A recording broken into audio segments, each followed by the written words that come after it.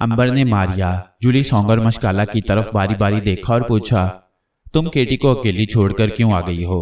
Jully song ने उदास लहजे में कहा, अंबर भाई, केटी पर जोगरित का जादू चल गया है, वो गायब हो चुकी है। मैं और मशकाला जरा देर को बाहर निकली थी। जब वापस आई तो केटी कोठरी में नहीं थी, उसकी खुशबू भी गायब थी। थ्यूसॉन्ग, अंबर और नाग ने फिजा में सूंघा, केटी की खुशबू नहीं आ रही थी। अंबर ने जूली सॉन्ग और मशकाला को डांटते हुए कहा, तुम्हें क्या जरूरत थी कोठरी से बाहर आने की? क्या मैंने तुम्हें कहा नहीं था कि केटी को अकेली नहीं छोड़ना? थ्यूसॉन्ग बोला, जो बात होनी होती है वो होकर रहती है अंबर, इन्हें कुछ न कहो। अब ये सोचो कि केटी कहाँ गई होगी। अंबर ने कहा, जादूगर जोगरित के पास ही गई होगी, और उसे कहाँ जाना है? अब हमें उसकी तलाश में निकलना होगा। नाग ने मशकाला से पूछा, क्या तुम बता सकती हो मशकाला कि जोगरित जादूगर की जादू नगरी कहाँ है? मशकाला ने कहा, मुझे सिर्फ इतना मालूम है कि जनूब में जहां अफ्रीका का मुल्क खत्म हो जाता है, वहां समुद्र के किनारे एक बड़ा खतरनाक घना जंगल फैला हुआ है। उस जंगल में एक दरख्त है जिस पर इंसानों की खोपड़ियां लटकी रहती हैं। बस वहीं कहीं करीब ही जमीन के नीचे जोगरित जादूगर की जादू नगरी है, मगर वहां तक किसी इंसान का पहुंचना नामुमकिन है। जूली सॉन्ग बोली, मगर हम आम इंसानों से बड़े मुख्तलिफ हैं। ठीक है, मशकाला ने जवाब दिया, तुम ठीक कह रही हो। तुम लोगों के पास बड़ी जबरदस्त ताकतें हैं, मगर तुमने देख लिया है कि इतनी ताकत होने के बावजूद जोगरित तुम्हारे दरमियान में से केटी को उठाकर ले गया है। थ्यूसॉन्ग बोला, मगर हमारे हौसले बुलंद हैं। हम केटी को जादूगर की कैद से जरूर वापस ले आएंगे। इसके बाद वो सब आपस में बैठकर मशवरे और केटी को वापस लाने के मंसूबे तैयार करने लगे। आखिर उन्होंने यही फैसला किया कि जितनी जल्दी हो सके वहां से अफ्रीका के मुल्क की तरफ कूच कर देना चाहिए। मारिया ने मशकाला से पूछा, मशकाला, तुम यहाँ रहोगी या हमारे साथ चलोगी? थ्यूसॉन्ग ने कहा, मशकाला, अगर हमारे साथ रहे तो अच्छा होगा। इसकी मदद से हमें जंगल में खोपड़ियों वाले दरख्त तक पहुंचने में आसानी होगी। अंबर ने मशकाला से कहा, क्यों मशकाला, तुम्हारा क्या इरादा है? मशकाला कहने लगी, मैं भी तुम्हारे साथ चलूंगी। मैं दुनिया में अकेली हूँ। मेरे माँ बाप बचपन ही में मर गए थे। मैं उनकी अकेली औलाद हूँ। फिर मुझे जादूगर ने अगवा कर लिया और एक जरा सी गलती पर मुझे बूढ़ी औरत बनाकर दरिया पार झोंपड़ी में फेंक दिया, जहां थ्यूसॉन्ग से मेरी मुलाकात हुई थी। थ्यूसॉन्ग कहने लगा, तुम्हारा शुक्रिया मशकाला, तुम्हारी वजह से हमें जादू नगरी के बहुत से अंदरूनी हालात का भी निशान मिल जाएगा। नाग ने कहा, हमें मालूम करना चाहिए कि यहाँ से मुल्क अफ्रीका की तरफ काफिला कब जा रहा है। थ्यूसॉन्ग बोला, मुझे पता है, एक काफिला परसों सुबह यहाँ से रवाना होगा, मगर काफिले में हमें अफ्रीका तक पहुंचने में बड़े दिन लग जाएंगे। हमें बड़ी जल्दी केटी की खबर लेनी चाहिए, कहीं जोगरित कोई खतरनाक कदम ना उठा ले। जूली सॉन्ग ने कहा, नाग और मारिया हवा में उड़ सकते हैं, मैं और थ्यूसॉन्ग जमीन से थोड़ा बुलंद होकर उड़ तो नहीं सकते, मगर तेज रफ्तारी से जरा सफर कर सकती हैं। मगर मशकाला का क्या होगा? थ्यूसॉन्ग कुछ सोचकर बोला, मशकाला ने जनूबी अफ्रीका का नाम लिया है और जनूबी अफ्रीका में मोगा सबसे बड़ा शहर है। नाग, अंबर, मारिया तो हवा में उड़ते हुए मोगा पहले पहुंचकर वहां की सबसे मशहूर सराय में जाकर ठहर जाएं। मैं और जूली सॉन्ग किसी तरह मशकाला को भी लेकर वहां पहुंचने की कोशिश करेंगे। जूली सॉन्ग ने थ्यूसॉन्ग को उसकी एक खास ताकत याद दिलाते हुए कहा, थ्यूसॉन्ग, तुम चीजों को छोटे से छोटा भी तो कर सकते हो। क्यों ना तुम मशकाला को छोटा बनाकर अपनी जेब में रख लेते? इस तरह हम बेफिक्री से जितनी तेज चल सकते हैं चलकर जनूबी अफ्रीका पहुंच जाएंगे। अंबर, नाग, मारिया ने भी इस तजवीज को पसंद किया, मगर मशकाला डर गई। कहने लगी, नहीं नहीं, मुझे पहले भी एक बार एक लड़की से बूढ़ी औरत बना दिया गया था। मैंने वो बड़े अजियत के दिन गुजारे हैं। अब मैं छोटी नहीं बनूंगी। क्या खबर बाद में तुम मुझे बड़ी ना बना सको और मैं छोटी की छोटी रह जाऊं। अंबर बोला, ऐसा कभी नहीं होगा, तुम बेफिक्र रहो। मशकाला को यकीन नहीं आ रहा था। वो कहने लगी कि नहीं नहीं, तुम लोग मुझे यहाँ छोड़ जाओ, मैं तुम्हारे साथ नहीं जाऊंगी। मैं मंगोलिया में ही जिंदगी के बाकी दिन गुजार लूंगी। मुझे ये शहर पसंद है। मगर थ्यूसॉन्ग उसे कैसे वहां छोड़ सकता था? उसके बगैर वो लोग जोगरित जादूगर की जादू नगरी में कभी नहीं पहुंच सकते थे। मशकाला किसी तरह छोटी बना दिए जाने पर राजी नहीं हो रही थी। अंबर, नाग, मारिया और जूली सॉन्ग ने उसे बहुत समझाया कि छोटी बना दिए जाने से कुछ भी महसूस नहीं होगा और फिर थ्यूसॉन्ग तुम्हें वहां पहुंचते ही फिर से बड़ी लड़की बना देगा। मगर मशकाला ने साफ इनकार कर दिया, मैं ऐसा हरगिज नहीं करूंगी। तुम लोग जाओ, मैंने तुम्हें जादू नगरी का सारा रास्ता बता दिया है। थ्यूसॉन्ग मशकाला के करीब आ गया। कहने लगा, मशकाला बहन, मैं तुम्हारी ख्वाहिश का एहतराम करता हूँ। मैंने आज तक किसी को उसकी मर्जी के बगैर छोटा नहीं बनाया। तुम बेशक छोटी ना बनो और हमारे साथ मत जाओ। अब तो खुश हो ना? मशकाला की तसल्ली हो गई। चेहरे पर इत्मीनान की हल्की सी मुस्कुराहट आ गई। कहने लगी, तुम्हारा शुक्रिया थ्यूसॉन्ग कि तुमने मेरी ख्वाहिश और मेरी मर्जी के बगैर ऐसा नहीं किया। नाग, अंबर, जूली सॉन्ग और मारिया को बड़ा गुस्सा आया कि थ्यूसॉन्ग क्या कर रहा है।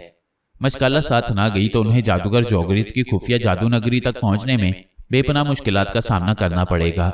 वो केटी को भी फिर वहां से छुड़ाकर ना ला सकेंगे। इतने में थ्यूसोंग ने मशकाला के सर पर हाथ रखा और कहा, आओ अब इत्मीनान से कहवा पीते हैं। मशकाला बड़ी होशियार थी। थ्यूसोंग का हाथ मशकाला के सर से खिसक कर उसकी गर्दन पर आ गया और थ्यूसोंग ने अपनी खास उंगली मशकाला की गर्दन की एक रग पर आहिस्ता से रख दी। उंगली का रखना था कि मशकाला थ्यूसोंग की छोटी उंगली से भी छोटी हो गई। वो चीखने लगी। अंबरनाग, मारिया और जूली सोंग थ्यूसोंग की अक्लमंदी की दाद देने लगे। मशकाला कोठरी के फर्श पर नन्ही सी छिंगली जितनी हो गई थी और उछल उछल कर चिल्ला रही थी कि मुझे बड़ी करो, मुझे बड़ी करो। मगर उसकी आवाज इतनी धीमी और बारीक थी कि सिर्फ वही लोग जो करीब थे सुन सकते थे। अंबर ने कहा, थ्यूसोंग अब तुम इसे उठाकर अपनी जेब में रख लो। तुम और जूली सोंग अब अपनी खास खलाई ताकत से काम लेकर जितनी तेज चल सकते हो जनूबी अफ्रीका की तरफ चल पड़ो। मैं, नाग और मारिया अब यहाँ से रवाना हो रहे हैं। हमारी मुलाकात मोगा शहर की सबसे बड़ी सराय में होगी। अंबर ने मारिया से कहा, मारिया होशियार। मारिया की आवाज आई, मैं होशियार हूँ। अंबर ने नाग से कहा, नाग तुम सांप बनकर मेरे साथ चिमट जाओगे, ठीक है? नाग ने जवाब दिया, ठीक है। इसके साथ ही अंबर ने अपना चेहरा आसमान की तरफ किया और वो इंसान से एक बहुत बड़ा बाज बन गया। नाग ने मुंह से फुंकार मारी और दूसरे ही लम्हे वो भी सांप बन चुका था। वो अंबर बाज के पैरों से लिपट गया। अंबर ने बाज की शक्ल में अपने आप को ऊपर उछाला, उड़ान भरी और तीर की तरह ऊपर ही ऊपर उठता चला गया।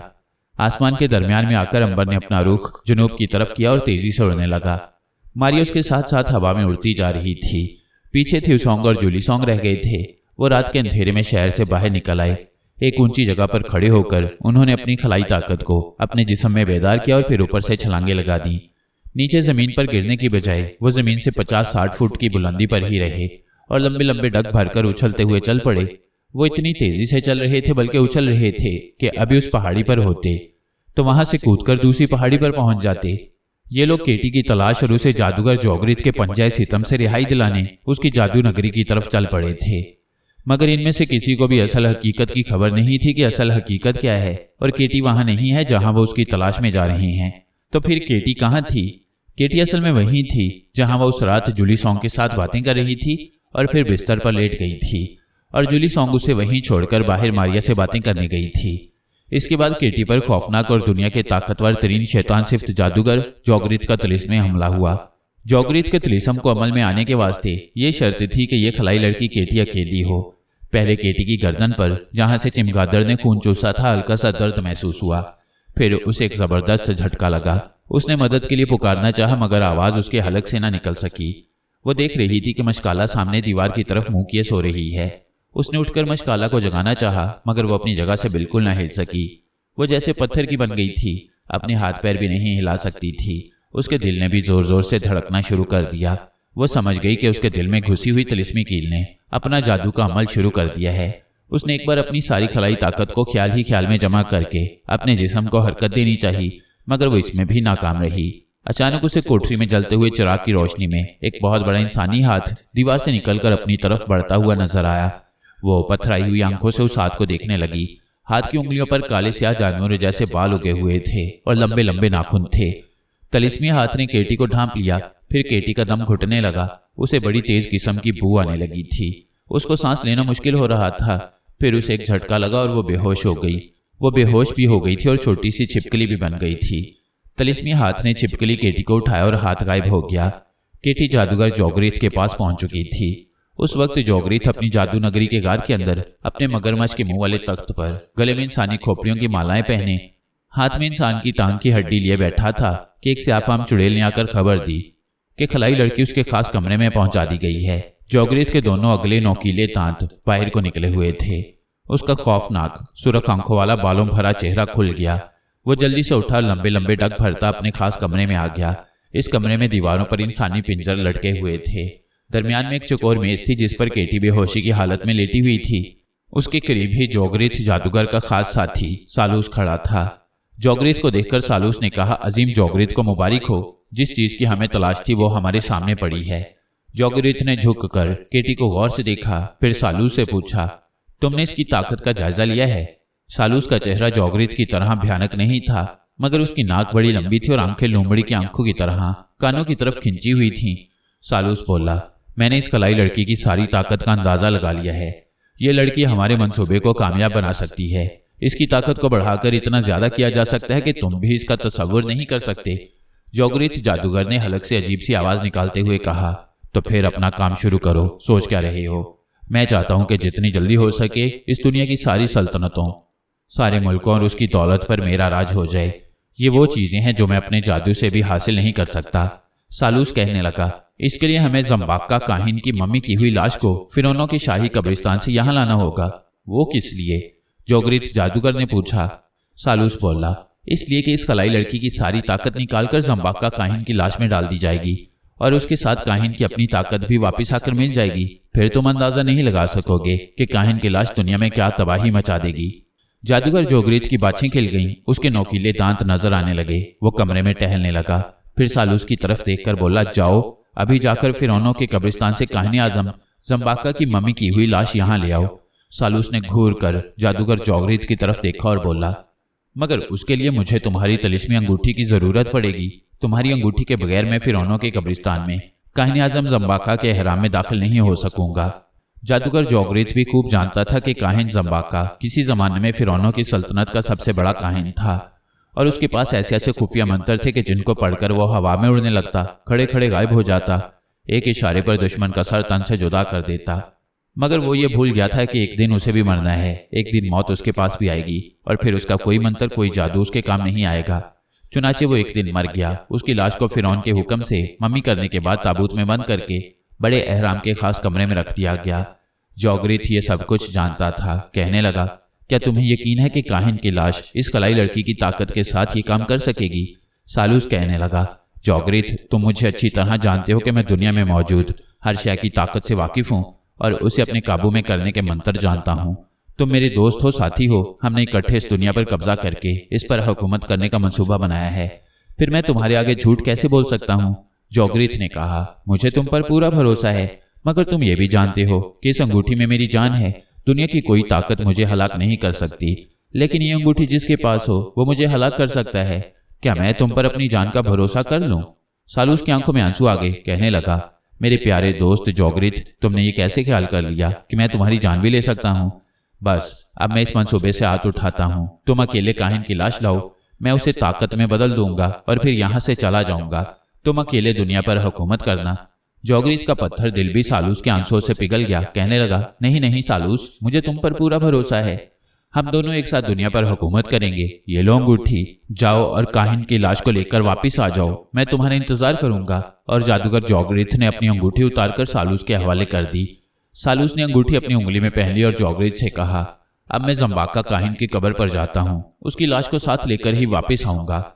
जोगरित जादूगर को वहीं छोड़कर सालूस ने सीने पर हाथ रखा और गायब हो गया। दोबारा जब वो जाहिर हुआ तो उसके सामने एक बहुत बड़ा एहराम था।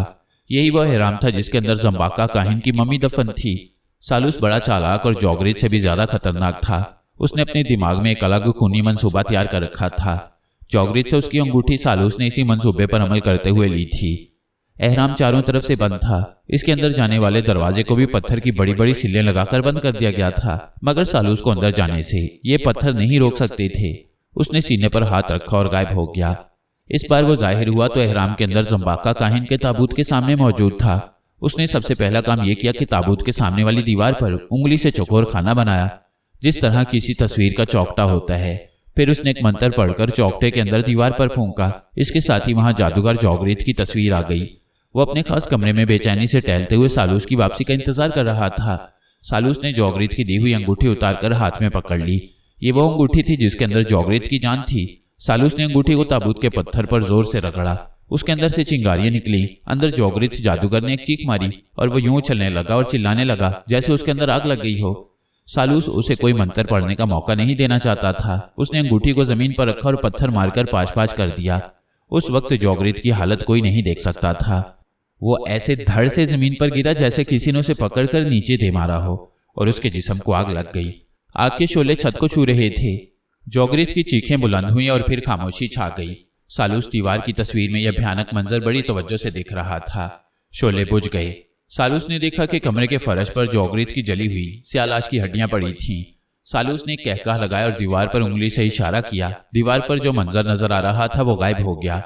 सालूस ने अपने सबसे बड़े हरीफ और अपने रास्ते की सबसे बड़ी रुकावट को हमेशा के लिए खत्म कर दिया था। अब वो इस वक्त दुनिया का सबसे बड़ा और सबसे ताकतवर जादूगर था। उसके सामने सारी दुनिया पर हुकूमत करने का रास्ता साफ था।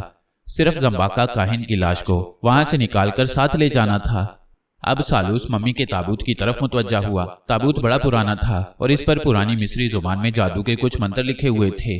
सालूस इन मंत्रों का मतलब जानता था, मगर ये मंत्र उसको जरा भी नुकसान नहीं पहुंचा सकते थे। सालूस ने ताबूत का ढकना उठा दिया। अंदर जम्बाका काहिन की बादामी रंग की पट्टियों में लिपटी लाश बिल्कुल सीधी पड़ी थी। लाश के दोनों हाथ सीने पर बंधे हुए थे। लाश का चेहरा नंगा था, नाक पर से गोश्त उड़ चुका था और निचला होंठ भी गल सड़ गया था, जिसकी वजह से दांत भयानक अंदाज में नजर आने लगे थे। ये वो काहिन था जो कभी अपने जादू के जोर पर आधी दुनिया पर हुकूमत करता था। जादू की वो ताकत लाश के अंदर अब भी मौजूद थी, मगर ये ताकत बर्फ की तरह सर्द होकर लाश की हड्डियों के साथ चिपक गई थी। इस लाश को सालूस ने दोबारा जिंदा करना था और इसमें केटी की खलाई ताकत को शामिल करके काहिन की लाश को एक ऐसा हैबतनाक इफरीत बना देना था जिसके आगे दुनिया की ताकतवर से ताकतवर चीज भी नहीं ठहर सकती थी। सालूस ने काहिन की लाश पर एक खास मंत्र पढ़कर फूंक मारी। लाश में हल्की सी हरकत पैदा हुई। सालूस बराबर मंत्र पढ़े जा रहा था। काहिन की लाश ने अपनी आंखें खोल दी। आंखों का रंग सुर्ख हो गया था और उनमें मौत की वहशत छाई हुई थी। काहिन की लाश के हलक से बड़ी ही डरावनी आवाज निकली और उसने सालूस से सवाल किया, सालूस, मैंने तुम्हें पहचान लिया है कि तुम कौन हो और यहाँ क्यों आए हो, मगर याद रखो तुम अपने मकरू मंसूबे में कभी कामयाब नहीं हो सकोगे। सालूस जानता था कि काहिन की लाश ऐसा ही कहेगी, मगर उसके पास जिंदा तिलिस्म था, जबकि काहिन की लाश का तिलिस्म मर चुका था। सालूस सिर्फ उस तिलिस्म को जिंदा करने वाला था जिसकी उसे जरूरत थी। सालूस मंत्र पढ़ता रहा। उसकी आवाज बुलंद होती गई। वह थोड़ी थोड़ी देर बाद लाश पर फूंक मार देता था। काहिन की लाश हुर्रा रही थी, अजियत से चीख रही थी। हलक से गिड़गिड़ाहट की आवाजें निकल रही थीं। सालूस ने मंत्रों का पूरा सूत्र पढ़कर खत्म किया और लाश पर आखिरी बार फूंक मारी। काहिन की लाश का वावेला और आहगुजारी और चीखें अब खत्म हो चुकी थीं। इस दौरान सालूस ने अपने नापाक मंसूबे में थोड़ी सी तब्दीली कर ली थी। अब वो काहिन की लाश को केटी की ताकत देने के बजाय केटी में काहिन की लाश की ताकत डालना चाहता था, क्योंकि जम्बाका की लाश का कोई एतबार नहीं था। लाश के वावेले और चीखों पुकार से सालूस ने यही अंदाजा लगाया था कि ये लाश किसी भी वक्त धोखा दे सकती है। अब उसने एक दूसरी किस्म के तिलिस्मी मंत्रों का जाप शुरू कर दिया। इन मंत्रों की आवाज से लाश पर एक बार फिर गहरी खामोशी छा गई। लाश ने आंखें बंद कर ली और हाथ पहले की तरह सीने पर बांध लिए। सालूस ने आखिरी मंत्र पढ़कर फूंका और अपना बायां हाथ काहिन की लाश की पसलियों में डालकर अंदर से काहिन का दिल निकाल लिया। दिल का रंग स्याह हो चुका था और वह सूखे हुए आम की गुठली की तरह बन गया था। सालूस ने ताबूत को उसी तरह बंद कर दिया और अपने सीने पर हाथ रखकर गायब हो गया। अब वो जाहिर हुआ तो जौगरिथ की जादू नगरी के उस खास कमरे में था जहां फर्श पर जौगरिथ जादूगर की जली हुई स्याह हड्डियां पड़ी थीं। वहां दूसरे कुछ मुलाजिम भी जमा थे जो गुलाम और कनीजें थीं। वो सब जौगरिथ की मौत से खौफजदा थे। सालूस ने आते ही बुलंद आवाज में ऐलान किया, जौगरिथ को एक जुर्म की सजा मिली। उसे शाह अफरा साहब के हुक्म से जलाकर राख कर दिया गया। अब मैं इस जादू नगरी का सरदार जादूगर हूँ। तुम लोग अब मेरे गुलाम हो। अब तुम्हें मेरा हुक्म मानना होगा। अगर किसी ने हुक्म ना माना तो उसका भी वही हशर होगा जो जौगरिथ का हुआ। सब गुलामों और कनीजों ने अपने सर सालूस के आगे झुका दिए। यहाँ से फौरन सालूस उस कमरे में आ गया जहाँ तख्ते पर केटी बेहोश पड़ी थी। सालूस ने काहिन के दिल को पीसकर उसका सफूफ बनाया, फिर उस सफूफ को केटी के सारे बदन पर छिड़क दिया। अब उसने बड़े जोरों शोर से मंत्र पढ़ने शुरू कर दिए। ये आतिशी मंत्र थे। इनके असर से केटी के जिस्म के इर्द गिर्द चिंगारियां उड़ने लगीं। ये चिंगारियां शोले बन गईं। केटी का जिस्म शोलों में छुप गया। सालूस के जिस्म को भी शोले छू रहे थे, मगर सालूस का जिस्म और केटी का जिस्म महफूज था। फिर ये शोले आहिस्ता आहिस्ता एक दूसरे में मिलने लगे, यहाँ तक कि सारी आग का सारे शोलों का एक शोला बन गया। सालूस ने मंत्र तेज कर दिए। ये शोला सांप की तरह केटी के बेहोश जिस्म के ऊपर मंडलाने और चक्कर लगाने लगा। सालूस ने मंत्र पढ़ते पढ़ते बुलंद आवाज में चीख कर कहा, मेरे आतिशी तिलिस्म के हुक्म से अपनी ताकत इसके जिस्म की ताकत में शामिल कर दो। शोले का सांप फुंकारता हुआ केटी के अधखुले मुंह के रास्ते उसके जिस्म में दाखिल हो गया। दूसरे ही लम्हे केटी का जिस्म थरथराया, कांपा, तख्त पर 1 फुट ऊपर को उछला और फिर बेहिस्सो हरकत हो गया। सालूस ने मंत्रों का जाप बंद कर दिया। उसके चेहरे पर फातिहाना मुस्कुराहट फैल गई। सालूस का तिलिस्म कामयाब हो चुका था। केटी के जिस्म की खलाई ताकत में काहिन जम्बाका के तिलिस्म की जबरदस्त ताकत घुल मिल गई थी और केटी ताकत की एक ऐसी चट्टान बन गई थी जिसे दुनिया की कोई ताकत अपनी जगह से नहीं हिला सकती थी। अब केटी को वहां 1 दिन और 1 रात वैसे ही पड़े रहना था। सालूस ने केटी के बालों की एक लट काटकर उसे कपड़े में लपेटा और उसका एक छोटा सा तावीज बनाकर अपने बाजू के साथ बांध लिया। जब तक ये तावीज़ सालूस के पास था, केटी को उसके इशारों पर चलना था। केटी अपना सब कुछ भूलकर सालूस की गुलाम बनने वाली थी, एक ऐसी गुलाम लड़की जिसके जिस्म में 1000 भैंसों से भी ज्यादा ताकत आ गई थी और जिसकी ताकत में काहिन का तिलिस्म भी शामिल हो चुका था। काहिन ने कमरे का दरवाजा अच्छी तरह से बंद करके बाहर 2 हबशी गुलामों का पहरा लगा दिया और खुद तय खाने की आखिरी कोठरी में जाकर एक खास चिल्ला काटने लगा। अंबर नाग और मारिया चूंकि अपनी पूरी ताकत के साथ सफर कर रहे थे, इसलिए वो पहले जनूबी अफ्रीका के शहर मोगा पहुंच गए, जबकि थ्यूसोंग और जुली सोंग अभी रास्ते में ही थे। मशकाला अपने छोटे से जिस्म के साथ थ्यूसोंग की जेब में पड़ी बड़ी खौफजदा हालत में सहमी हुई बैठी थी। थ्यूसोंग और जुली सोंग भी तेजी से सफर कर रहे थे, मगर वो अंबर नाग मारिया की तरह हवा में नहीं उड़ रहे थे। एक जगह वो जंगल में रुके तो जुली सोंग ने कहा, थ्यूसोंग भैया, इस तरह सफर करते रहे तो हमें 1 महीना जनूबी अफ्रीका पहुंचने में लग जाएगा। थ्यूसोंग संजीदा था, जिस तरह के वो हर वक्त हुआ करता था। उसने कहा, फिर हम क्या करें? जुली सोंग बोली, हमें अपनी उस खलाई ताकत से काम लेना चाहिए जिससे हमने अभी तक कभी काम नहीं लिया। थ्यूसोंग कहने लगा, हमें अपनी कुछ खुफिया ताकतों को बचाकर भी रखना चाहिए, कोई पता नहीं हमें कब ऊपर अपने खलाई स्यारे में जाना पड़े। जुली सोंग ने गर्दन को हल्का सा झटका देकर कहा, थ्यूसोंग, अब अपने सैयारे को भूल जाओ। अब हमारा सैयारा यही जमीन है और यहाँ के रहने वाले ही हमारे बहन भाई हैं। मैं तो अपनी खास खुफिया ताकत इस्तेमाल करने लगी हूँ। थ्यूसोंग ने घूर कर जुली सोंग को देखा, जैसे उसे खुफिया ताकत इस्तेमाल करने से मना कर रहा हो, मगर जुली सोंग भी अपनी जिद की पक्की थी। उसने अपनी गर्दन में पड़े हुए खलाई लॉकेट पर उंगली रख दी और थ्यूसोंग से कहा, मुझे अपना हाथ पकड़ा दो भाई। थ्यूसोंग जानता था कि जुली सोंग ने एक खुफिया खलाई ताकत की खिड़की खोल दी है। अब ये ताकत वापस अपने लॉकेट में उन दोनों को जनूबी अफ्रीका पहुंचाने के बाद ही जाएगी। मजबूर होकर उसने अपना हाथ जुली सोंग के हाथ में दिया और अपने गले में पड़े हुए खलाई लॉकेट पर उंगली रख दी। रोशनी का एक झमाका सा हुआ और वो दोनों गायब हो गए। जब जाहिर हुए तो मोगा शहर के दरवाजे के सामने खड़े थे।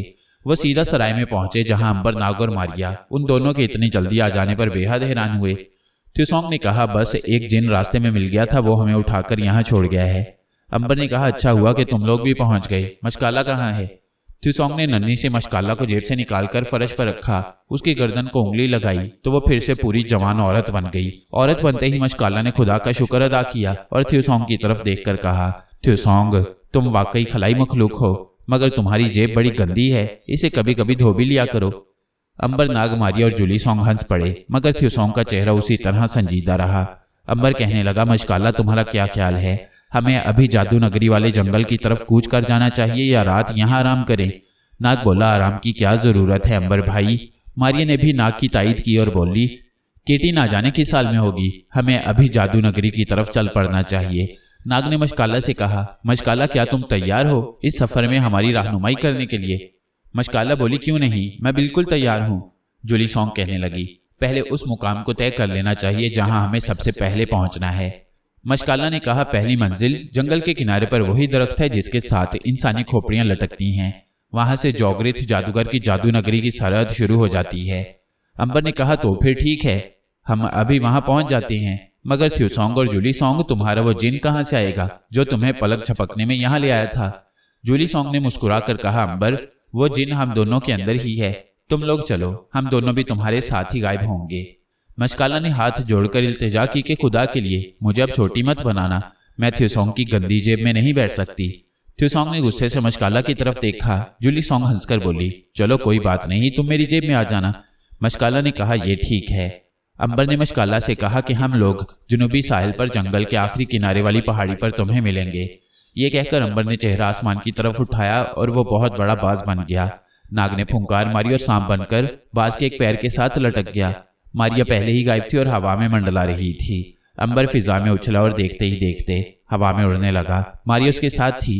जुली सोंग और थ्यूसोंग और मशकाला अकेले रह गए। थ्यूसोंग ने मशकाला से कहा, छोटी बनने के लिए तैयार हो जाओ। मशकाला बोली, मगर मैं तुम्हारी जेब में नहीं जाऊंगी। थ्यूसोंग ने चिल्लाकर कहा, ठीक है, ना जाना। इसके साथ ही थ्यूसोंग ने मशकाला की गर्दन पर उंगली रख दी। वो नन्ही सी लड़की बन गई। जुली सोंग ने उसे उठाकर अपनी कमीज की जेब में डाल लिया। अब दोनों खलाई बहन भाई ने अपनी खुफिया ताकत को इस्तेमाल करते हुए अपने आप को गायब कर लिया। वो गायब नहीं होते थे, असल में उनके जिस्म जर्रों में तब्दील होकर रोशनी की रफ्तार के साथ फिजा में एक खास तरफ जिधर उनका इरादा होता था परवाज कर जाते थे। ये रफ्तार बहुत तेज थी, चुनाचे जुली सोंग और थ्यूसोंग पलक झपकने में अफ्रीका के जनूबी साहिल वाले जंगल में पहुंच गए। यहाँ एक पहाड़ी सबसे बुलंद थी। वो उसकी चोटी पर बैठकर अंबर, नाग और मारिया का इंतजार करने लगे। जूली सॉन्ग ने मशकाला को अपनी जेब से निकालकर थ्योसॉन्ग के आगे कर दिया और कहा, अब इसे पूरी लड़की बना दो। थ्योसॉन्ग ने घूर कर और झुककर नन्ही सी मशकाला को देखा और करख्त लहजे में कहा, दिल तो नहीं चाहता कि तुम्हें फिर से बड़ी लड़की के रूप में लाऊं, मगर मजबूरी है। थ्योसॉन्ग ने हाथ की उंगली मशकाला की गर्दन के दूसरी तरफ लगाई। वो फिर से जवान लड़की बन गई। उसने इधर उधर देखा और पूछा, अंबर, नाग और मारिया अभी तक नहीं पहुंचे?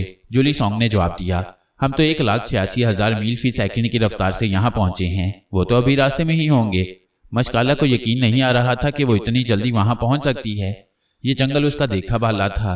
यहाँ वो जादूगर जोगरित की कैद में रह चुकी थी, बल्कि वो तो उसकी खास कनीज हुआ करती थी। थोड़ी देर बाद उन्हें आसमान की तरफ बुलंदियों में एक उकाब उड़ता हुआ दिखाई दिया। जूली सॉन्ग और थ्योसॉन्ग को अंबर, नाग और मारिया की खुशबू भी आने लगी थी। जूली सॉन्ग ने उकाब की तरफ इशारा करके मशकाला से कहा, वो देखो मशकाला, अंबर, नाग और मारिया आ रहे हैं। अंबर, नाग और मारिया पहाड़ी पर उतर आए और अपनी अपनी इंसानी शक्ल में आ गए। सिर्फ मारिया ही गायब रही। अंबर ने थ्योसॉन्ग से कहा, तुम लोग इतनी जल्दी कैसे पहुंच गए? थ्योसॉन्ग ने कोई जवाब ना दिया। जूली सॉन्ग मुस्कुरा रही थी, कहने लगी, वही खलाई जिन हमें उठाकर यहाँ ले आया है। नाग बोला, खैर, उस खलाई जिन के बारे में तुम लोगों से बाद में पूछ लेंगे। इस वक्त हमें केटी की फिक्र है। फिर उसने मशकाला से पूछा, मशकाला बहन, ये बताओ कि हम ठीक मुकाम पर पहुंचे हैं? हाँ नाग भैया, मशकाला बोली, इस पहाड़ी के आगे थोड़े फासले पर ही वो जंगल शुरू होता है जिसके दरमियान में जोगरित की जमीन दोस्त जादू नगरी है। अंबर ने कहा, मेरा ख्याल है फिर हमें यहाँ से चल पड़ना चाहिए। और वो पहाड़ी से उतरकर जंगल में आ गए। कोई 1 घंटा चलते रहने के बाद जंगल बड़ा घना हो गया। रास्ते में एक सांप मिला जिसने नाग के सामने आकर अदब से अपना सर झुकाकर उसकी ताजीम की और एक तरफ हट गया। एक जगह पहुंचकर मशकाला ने उन सबको रुकने का इशारा किया। अब एहतियात की जरूरत है क्योंकि जादू नगरी की सरहद शुरू होने वाली है। मशकाला उनके आगे हो गई। वह फूंक फूंक कर कदम उठा रही थी। अंबर, नाग, थ्योसॉन्ग और जूली सॉन्ग उसके पीछे चल रहे थे। मारिया उनके ऊपर हवा में तैरती जा रही थी। आखिर वो दरख्त आ ही गया जिसकी शाखों पर इंसानी खोपड़ियां लटक रही थीं।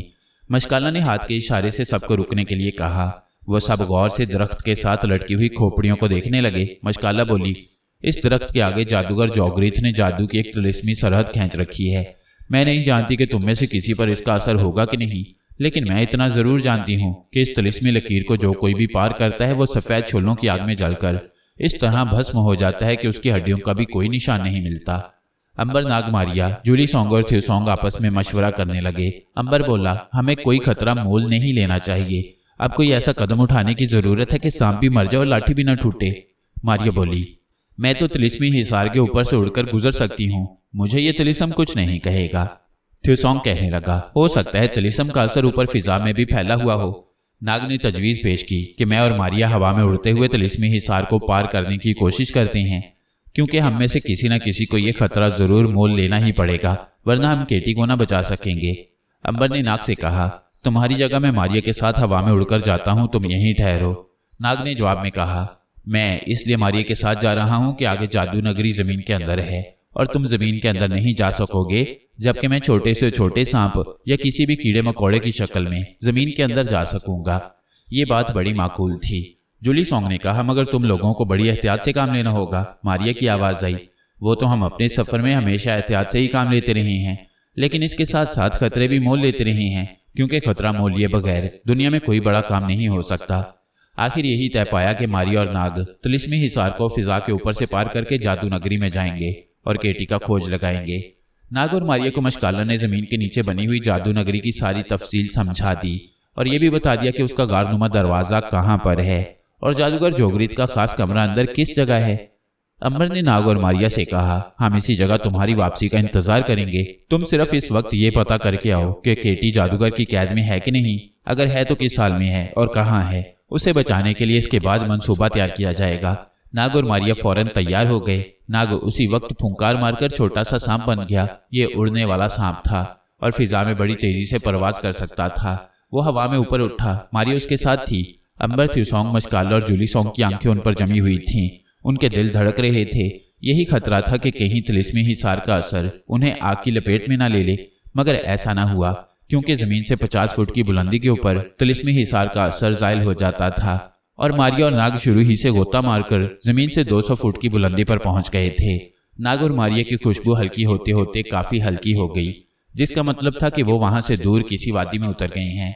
अंबर मशकाला, जूली सॉन्ग और थ्यू सॉन्ग वहीं खोपड़ियों वाले दरख्त के पास ही बैठ गए और नाग और मारिया की वापसी का इंतजार करने लगे। मारिया और नाग जंगल के ऊपर ही ऊपर परवाज करते चले जा रहे थे। मशकाला ने उन्हें जिस कालीन चट्टान की निशानी बताई थी, मारिया को नीचे वह चट्टान दिखाई दी तो उसने नाग से कहा, नाग वो देखो काली चट्टान। नाग ने चट्टान को देखा तो कहा, नीचे उतर आओ। वो फिजा में गोता लगाकर नीचे चट्टान के ऊपर आ गए। अभी तक उन्हें इस बात का खदशा था कि कहीं यहाँ भी कोई तिलिस्मी हिसार ना हो। अगरचे उन दोनों पर आम किस्म के जादू का कोई असर नहीं होता था, मगर यह बड़ा हलाकत खेज तिलिस्म था और दुनिया के सबसे ताकतवर जादूगर ने इसका अमल किया हुआ था। वह चट्टान से उतरकर दरख्तों में आ गए। उन पर किसी जादू ने कोई हमला न किया। मारिया ने नाग के करीब झुककर कहा, मेरा ख्याल है कि हम जादू के हिसार से तो बच निकले हैं। अब हमें जादूगरनी को जाने वाले जमीन दोज रास्ते का दरवाजा तलाश करना चाहिए। नाग अभी तक छोटे सांप की शक्ल में था और घास पर रेंग कर चल रहा था। मारिया ने उसे उठा लिया। इस तरह तो तुम देर लगा दोगे। इतनी देर में नाग ने दरख्तों के दरमियान एक तरफ पहाड़ी की दीवार में गार का दरवाजा देख लिया था। उसने मारिया को दरवाजा दिखाते हुए कहा, वो देखो गार का दरवाजा। अब तुम मुझे इसी जगह उतार दो और खुद यहीं किसी दरख्त पर मेरा इंतजार करो। मैं गार के अंदर जाकर केटी का खोज लगाने की कोशिश करता हूँ। जैसे भी हालात व वाकयात पेश आए, मैं ज्यादा देर नहीं लगाऊंगा। मारिया वहीं एक बहुत फैले हुए दरख्त की शाखों में गैबी हालत में बैठ गई और नाग सांप की शक्ल में जादू नगरी के दरवाजे की तरफ बढ़ा। उसका ख्याल था कि दरवाजे में दाखिल होते वक्त जरूर कोई तिलिस्म उस पर हमला करेगा, मगर ऐसा ना हुआ। वहां पर तिलिस्म नहीं था। नाग छोटे सांप की शक्ल में बड़ी आसानी से जादू नगरी के दरवाजे से गुजर गया। ये एक गार था जहां अंधेरा ही अंधेरा था। अचानक उसे केटी की बहुत ही धीमी धीमी खुशबू आने लगी। नाग बड़ा खुश हुआ, उसे केटी का सुराग मिल गया था, मगर यह खुशबू इतनी धीमी थी कि उस गार से बाहर नहीं निकल सकती थी। नाग अब केटी की खुशबू के साथ साथ आगे रेंगने लगा। उसने 2-3 गुलामों और कनीजों को देखा जो अजीब अजीब शक्ल के बर्तन उठाए, गर्दनों में इंसानी हड्डियों के हार लटकाए नाग के करीब से गुजर गईं। उनमें से किसी की नजर नाग सांप पर ना पड़ी। केटी की खुशबू एक कमरे से आ रही थी जिसके दरवाजे पर ताला पड़ा था। नाग एक सुराख में से अंदर दाखिल हो गया। क्या देखता है कि केटी एक तख्त पर बेहोश पड़ी है। उसके जिस्म से इतना करीब होने पर भी बहुत ही धीमी खुशबू उठ रही थी। जो ही नाग केटी के करीब पहुंचा, दूसरे कमरे में बैठे सालूस को खबर हो गई। उसने आंखें बंद करके देख लिया कि एक सांप केटी के तख्ते के करीब फन उठाए खड़ा है। सालूस ने अपने तिलिस्म से मालूम कर लिया कि यह सांप असल में इंसान है और केटी को वहां से निकाल कर ले जाने के लिए आया है। सालूस को अंबर, मारिया, थ्यू सॉन्ग और जूली सॉन्ग वगैरह के बारे में कोई इल्म न हो सका। सालूस सांप को हमेशा के वास्ते अपने रास्ते से हटा देना चाहता था ताकि फिर कभी वो केटी की मदद करने इस दुनिया में ना आ सके। सालूस एक ऐसा जादूगर था जिसको हजारों साल पुराने और बड़े बड़े खतरनाक मंत्र याद थे। अंबरनाग मारिया को अभी तक उसकी तिलिस्मी ताकत का अंदाजा नहीं हुआ था। सालूस अपने वजदान की स्क्रीन पर सांप यानी नाग को केटी के इर्द गिर्द चक्कर लगाते देख रहा था। उसने सांपों को जामिद करने का एक बड़ा जबरदस्त मंत्र पढ़कर फिजा में फूंक मारी। नाग को ऐसा महसूस हुआ जैसे किसी ने उसे धक्का देकर परे फेंक दिया हो। वो दीवार से जा टकराया। अब जो उसने उठने की कोशिश की तो उसे एहसास हुआ कि वो अपनी जगह से जरा सी भी हरकत नहीं कर सकता। इसी असना में सालूस जादूगर कुर्सी में आ गया। उसने एक नजर सांप को देखा और कहा, तुम अपनी मौत की तलाश में यहाँ क्यों आ गए? तुम जो कोई भी हो, अब वापस इस दुनिया में कभी नहीं आओगे। नाग को सालूस की आवाज जरूर आ रही थी, मगर वो खुद ना तो बोल सकता था, ना फुंकार मारकर गायब हो सकता था, ना अपने जिस्म को हिला जुला ही सकता था। वो समझ गया कि मुश्किल वक्त आन पहुंचा है। सालूस ने आगे बढ़कर कोठरी की दीवार पर उंगली से एक चौखटा बनाया। दीवार पर एकदम से समुंदर की जीती जागती तस्वीर आ गई। समुंदर की लहरें ठाठे मार रही थीं, चट्टानों के साथ बड़े जोर से टकरा रही थीं। सालूस ने नाग सांप को उठा लिया और कहा, अब तुम केटी को कभी ना देख सकोगे। और उसने नाग सांप को चौखटे की तस्वीर के अंदर फेंक दिया। इसके साथ ही दीवार पर समुंदर की तस्वीर गायब हो गई। नाग को होश आया तो क्या देखता है कि वो समुंदर के किनारे एक चट्टान के पास गीली रेत पर पड़ा है। ये कौन सी जगह थी? कौन सा मुल्क था? ये तारीख का कौन सा जमाना था? नाग को कुछ मालूम नहीं था। फिर क्या हुआ? आगे के हालात जानिए अंबर नाग मारिया की अगली कहानी में।